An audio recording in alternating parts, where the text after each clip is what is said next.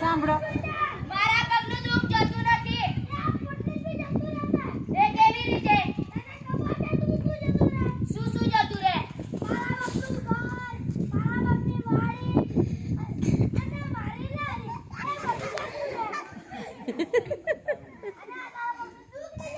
ભાઈ મારે એ બધું જમાડવાની કોઈ જરૂર નથી તો પછી શું કરવાનું મારે ડોક્ટર પાસે જવું છે અને કોણ જાતી દુખે છે તું પણ ચાલ